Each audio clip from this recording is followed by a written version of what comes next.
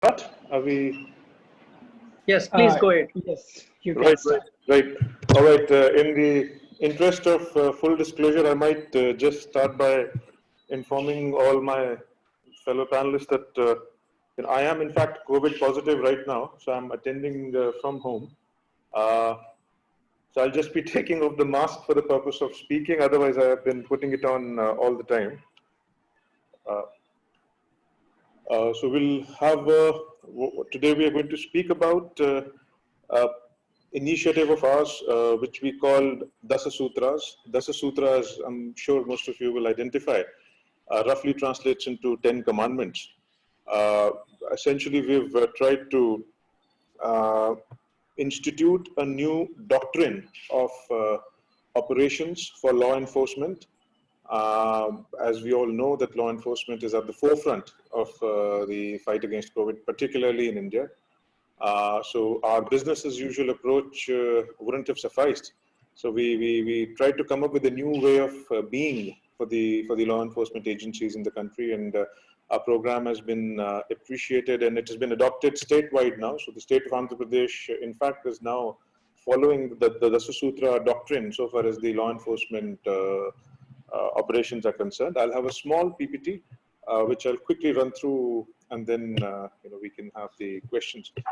Can you please share the PPT? Right. Is the presentation visible? Could somebody kindly acknowledge if you can see the presentation? Yes, it is visible, please. Right. Thank you, Mr. Sharma. Right. Yeah. All right. So we're here to talk about Dasa Sutras. These are the COVID mitigation measures for law enforcement. This is to allow essentially a self-preservation move. This is to allow the law enforcement machinery to function, to continue to afford protection to the people, to continue to render police services without getting incapacitated by the pandemic themselves. As we know that we cannot, the police is an emergency service, whether corona or no corona, we do not stop, we cannot stop, we continue to function. So we definitely felt a strong need to have some sort of a self-preservation doctrine in place.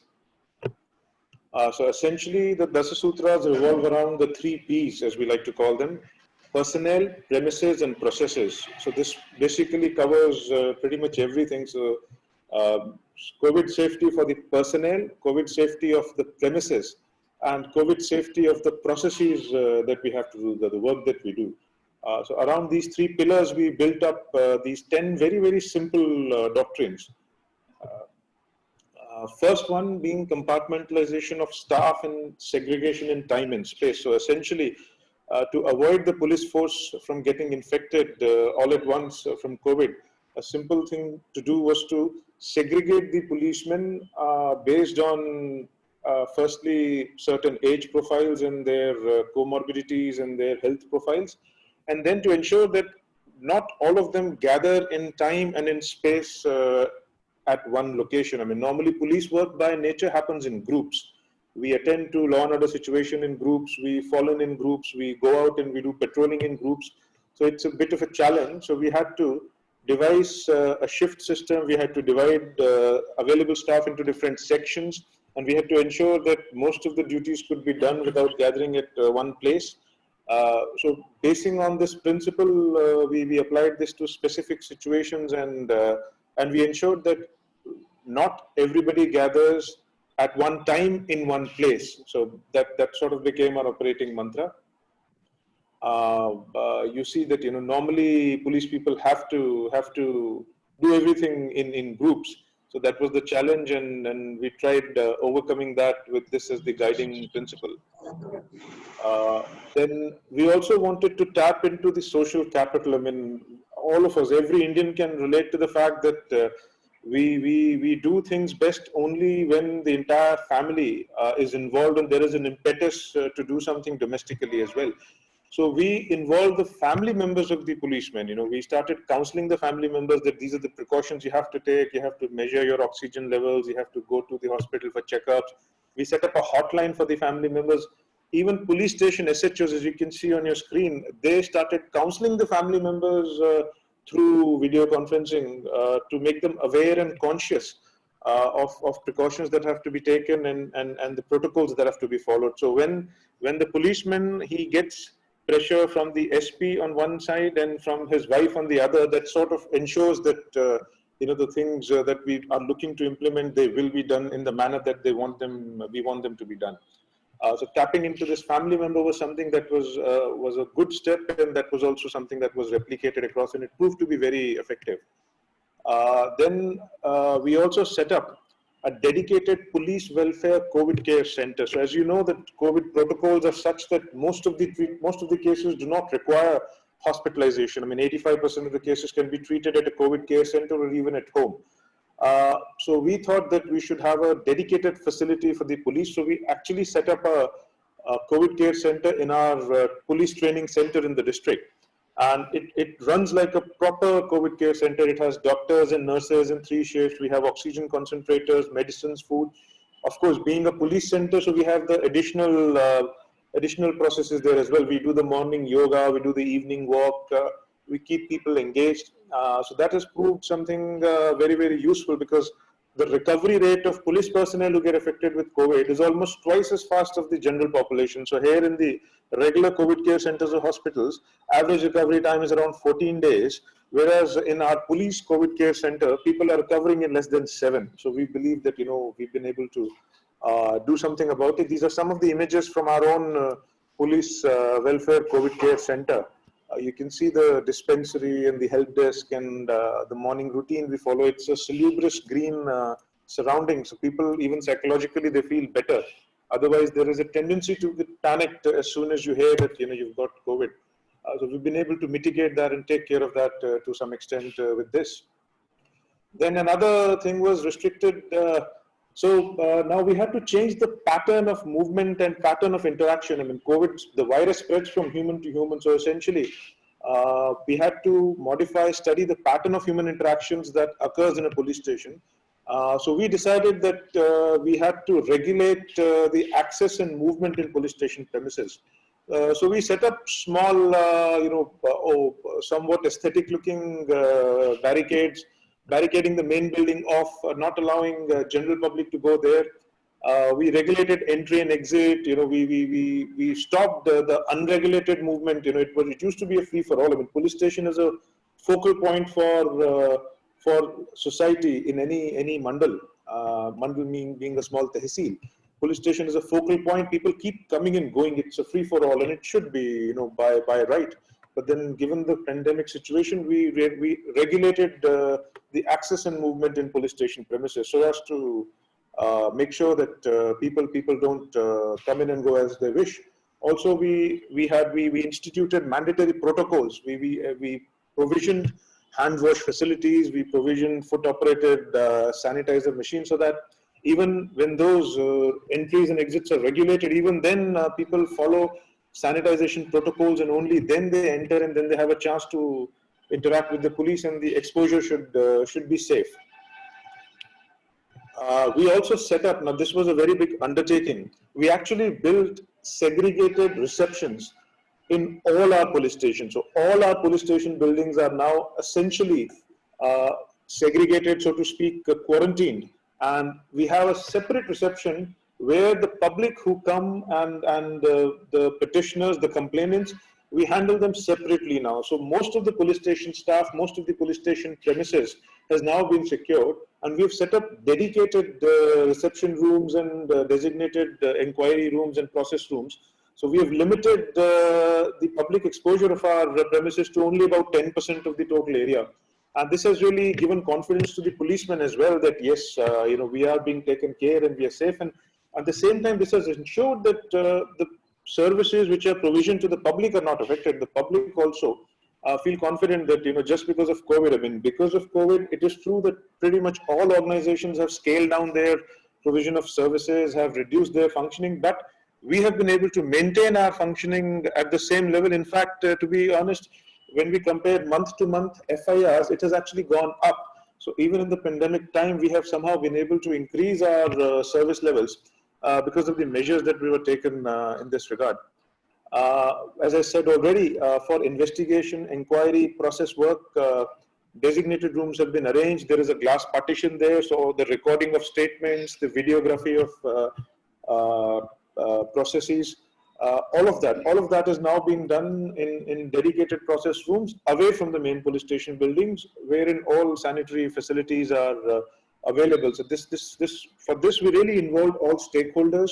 The public of the district came forward in a large way. They were really appreciative of the fact. I mean, they witnessed that how police worked during the COVID, during the lockdown, day and night, taking all the risk. So they really came forward, and we got a lot of public support for this. Almost every reception has been cut with the support and the donations from public. There hasn't been a rupee of the government spent on these structures that we've built. We also instituted proper sterilization, sanitization drill. We procured large quantities of hypochlorite in bulk, and then we trained our own staff. I mean, the municipal staff was already overburdened with disinfection required to be done in general areas. So we got our own staff trained in disinfection drills. We procured all the equipment. As I said, again, most of it is procured through public support. And we had a proper drill. Daily we used to do disinfection. We're still continuing with that, and it has proved, it has given us a lot of confidence to be able to carry on functioning, to be able to respond and serve people right through the pandemic. We also instituted a movement control. So, you know, every policeman, every police officer who's watching this, they would know that it's very difficult to control the behavior of the policemen once they are off duty. Once a person goes off duty, he's not really under our command or under our purview directly. Whereas the virus will not necessarily infect them on duty or during the discharge of duty. The virus will affect them through their family members, or even when if after duty he goes to a crowded place, or he's traveling, he's taking leave and engaging in unnecessary travel to other hotspots. Those are some of the behaviors which we did not have a direct control over. So we instituted that. We instituted a movement control system. We had a control room set up, and everything was monitored. Even their leave travel was monitored. In fact, we discouraged leaves unless it was very essential. And even when we permitted, it was monitored very closely. So this system of a movement control order was instituted. Usually this is followed in the army. I mean, the military has it. They do it in remote areas where strict movement control is maintained. So we sort of borrowed that from there and instituted it in our setup over here. Of course, detention, again, as I said, one unavoidable exposure that we have is the detainers. We need to detain people, unfortunate as it is. People breaking the law have to be detained. So we couldn't have prevented that exposure. So what we did was we centralized it. So instead of the risk being spread to all police stations, usually we designated the circle office. So in Andhra Pradesh, the organization of police is such that we have a police station, then we have circle offices, above which we have the SDP offices, and then the SP. So we centralize the detention only at circle offices. Circle offices are usually big, and we have a large enough place to accommodate them. So there was no detention. There isn't any detention going on in police station level right now. All of the detention is centralized at the circle level, and it is being monitored by the inspector, who's a senior officer compared to a sub-inspector who is usually the SHO. And so that way we've been able to sort of have this system where our detentions don't suffer, and we don't hesitate in doing the detention. As I said, detaining people is a very important part of law enforcement, and we wanted our people to feel confident about it. Ultimately, all this is to give confidence to the police machinery, to the policeman on the ground, to the constable, that we care and that we're taking steps so that he does his and discharges his duty without any fear. We also had to evolve SOPs for every single outdoor work. So we have outdoor work, for instance, we've already secured the premises. We're doing something about the persons. We also have to then think of the processes. So detention, as I said, was one process. But we also have to go out there and, control the mob, for instance, if there is a law and order situation. Or we have to do crowd control or crowd management in other situations. We cannot stop our daily patrols. So even those processes need a lot of focus. So we evolved separate standard operating procedures for every process. So, for instance, if there is a law and order situation or if there is a guard duty to be performed, who will perform it? What age group of police personnel will be eligible to do that? What are the precautions that they will take? What is the kit that they will wear? What will be the isolation protocol? So once they return from a bandobast duty, they will have to be isolated in our COVID care center for a week, tested, and then only taken back on duty. So detailed protocols, detailed SOPs were framed for every outstation duty, whether it is executing an arrest warrant or providing a guard at the treasury of the district or handling a mob in a law and order situation. So we focused on selecting the right people. We focused on ensuring that their exposure should be limited, the risk should be contained, and then of course they should be quarantined and ascertained to be fit before taken back on duty. And in the while, they shall be isolated from rest of the police personnel. So a lot of these were done as a part of the 10th Sutra. Uh, Another thing, I mean, this was again an important uh, contribution of our program. Now, you will understand that performance management is a tricky issue. We've proclaimed the 10 commandments, so to speak. The Dasa Sutras have been proclaimed, but now how far are we able to do it? Whether this police station is doing better than that police station, or this subdivision is doing better than that, or this district is doing better than that. That comparison, the performance management, the performance measurement, in fact, and the management and the comparison was a very difficult thing. I mean, it cannot be a straightforward comparison. You cannot compare, say, a town like Prakasam or Ongole to Delhi in terms of total number of cases. Obviously, the cases in Delhi will be more. That doesn't necessarily mean that Delhi is worse off or performing worse than Ongole in prevention efforts. So we had to have a scientific and logical formula which takes into account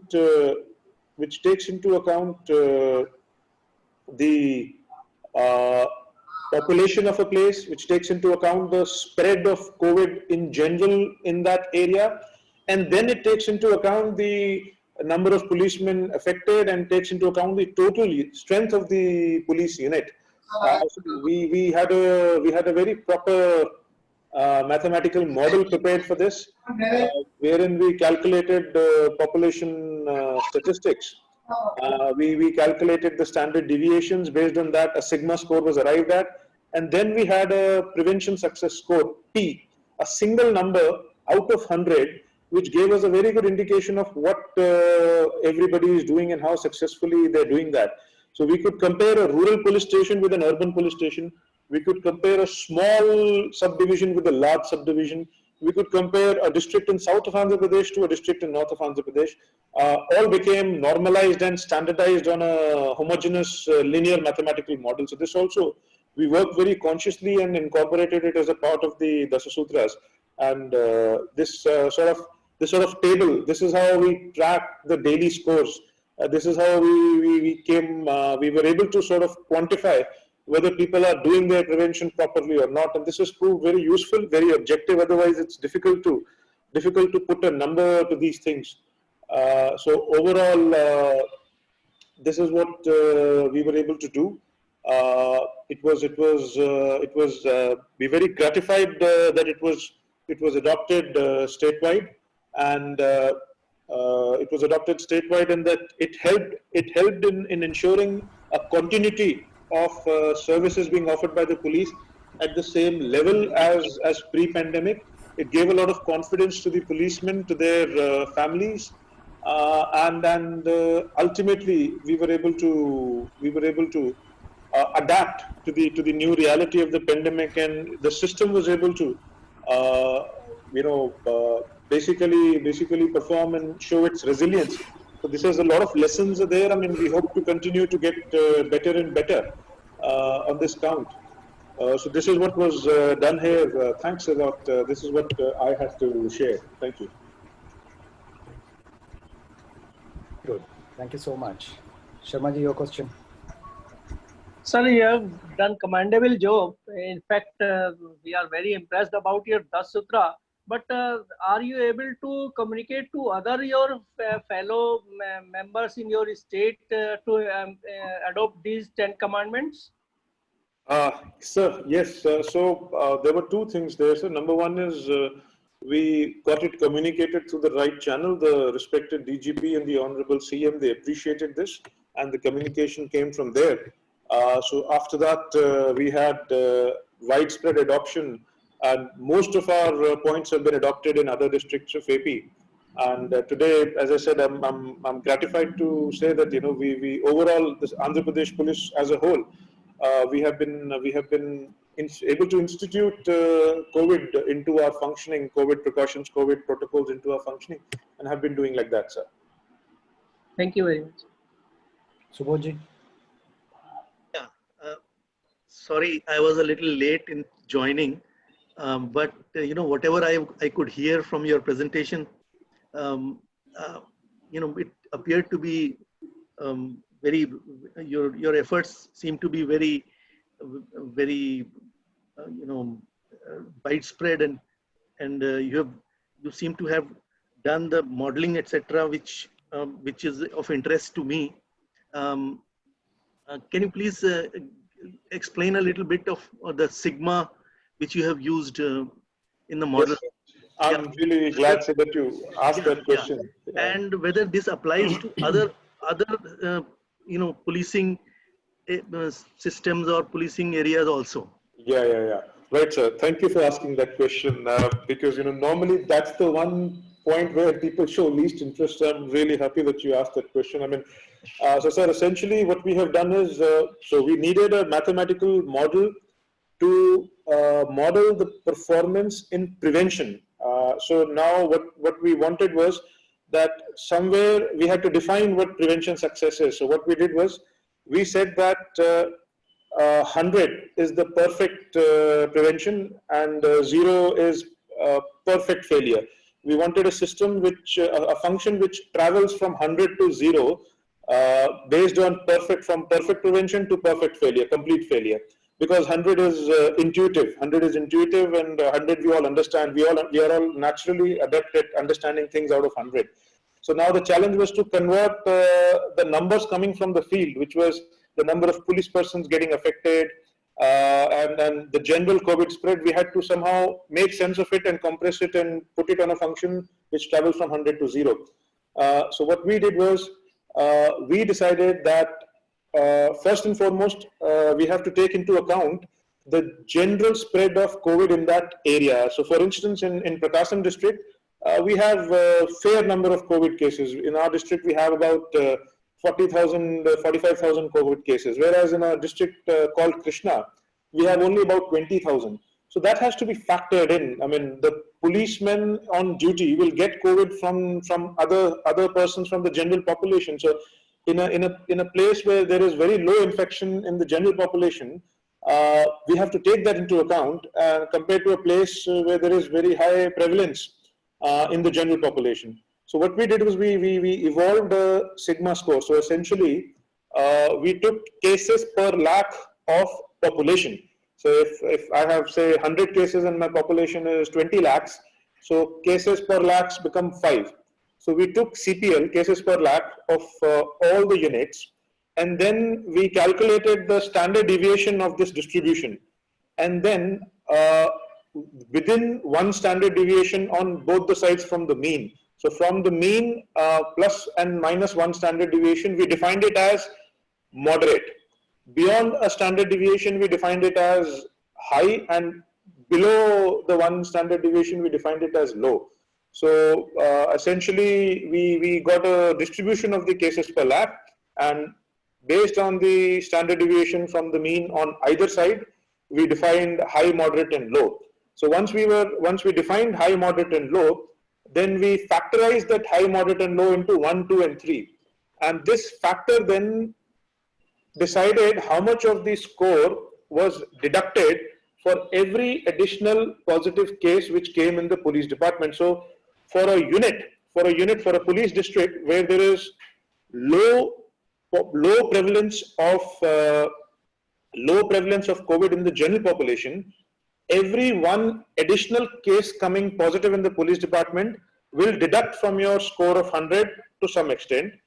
But if there is very high prevalence of COVID in your district, that same additional case in your unit will deduct the score a little less. It makes sense logically in the sense that if every additional case that I'm getting in my unit, every additional policeman contracting the disease, it should penalize me more if my general district does not have much cases. Whereas if the general spread is very high, I should be penalized less. So that's how we defined it. And this, you can see a factor 200. That's because we wanted to define the point of failure as 50%. Point of failure as 50% for a district with low COVID spread. So for a district which has low COVID spread, if 50% of the policemen become positive, so we define it as complete failure in our system. For a district which has very high COVID spread in our system, it will come to complete failure much later. Sorry. So 50% is the failure point for districts where COVID spread is low, and for districts where COVID spread is high, and for where it is low, it is 25%. So this formula works like that for every additional case we are penalized, and the score keeps getting deducted, but it takes into factor the total strength of the district as well as the general COVID spread. I hope I've been able to explain it.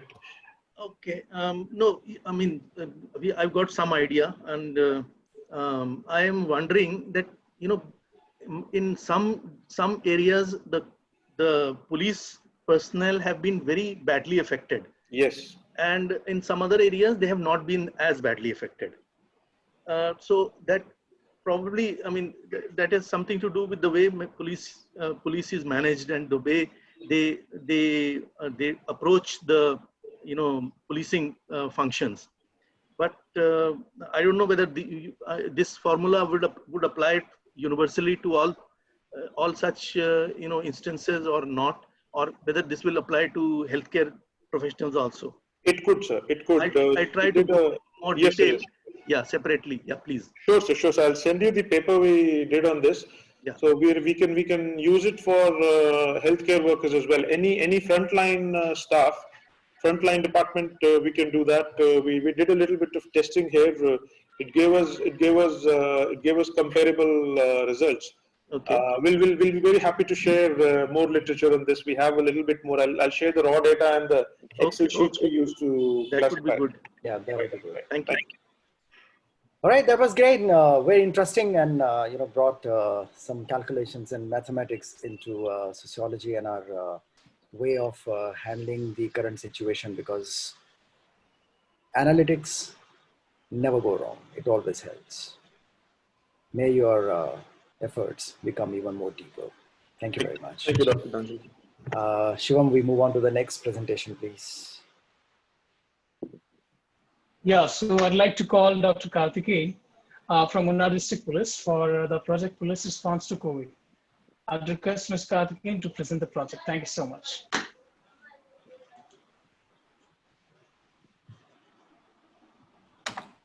I hope I'm audible. Yes, you are. Shivam, you are keeping the time? Yeah. Okay. Please go ahead, Mr. Karthikeyan.